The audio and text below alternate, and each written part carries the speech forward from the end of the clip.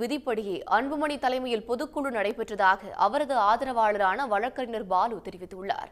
நிறுவனரின் ஒப்புதல் இன்றி நடத்தப்பட்ட பொதுக்குழு செல்லாது என்று ராமதாஸ் நியமித்த கட்சியின் பொதுச் செயலாளர் முரளி சங்கர் தெரிவித்திருக்கிறார். விதி 13 பின்பற்றப்பட்டிருக்கிறது, அது மீறப்படவில்லை. அவருக்கு அழைப்பு அனுப்ப வேண்டும், அவர் அழைப்பனுப்பப்பட்டது. உடல்நல காரணமாக அவர் வரவில்லை. இதுவரையில் அவர் எத்தனை கொள்கை நிலைப்பாடுகளை கொண்டிருந்தாரோ, என்ன லட்சியத்திற்காக அவர் பாட்டாளி மக்கள் கட்சியை நடத்தினாரோ அந்த கொள்கைகளை தொடர்ந்து தான் இன்றைக்கு தீர்மானங்கள் நிறைவேற்றப்பட்டிருக்கிறது. எனவே அதில் எந்த விதிமீறலும் இல்லை. மருத்துவர் அன்புமணி ராமதாஸ் அவர்களின் தலையில் பாட்டாளி மக்கள் கட்சியினுடைய விதிகளை முழுமையாக 100% பின்பற்றி தான் எங்களுடைய செயல்பாடுகள் நடவடிக்கைகளை நாங்கள் மேற்கொண்டு வருகிறோம். எனவே எந்த விதிமீறலும் இல்லை. நிச்சயம் செல்லாது. மே 28ஓட அவருடைய பதவிக்காலம் முடிந்துவிட்டது.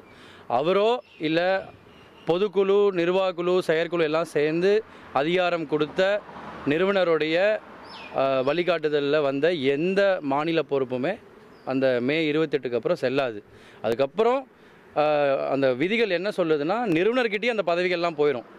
அவர் பார்த்து அடுத்து மறுபடியும் நியமனம் செஞ்சுட்டு மறுபடியும் நிர்வாகக்குழு, பொதுக்குழு, செயற்குழுவை கூட்டி அதை அறிவிப்பாங்க. அப்படி தான் நடக்கணும். உடனுக்குடன் செய்திகளை தெரிந்து கொள்ள சன் நியூஸ் பெல் ஐகானை கிளிக் பண்ணுங்க.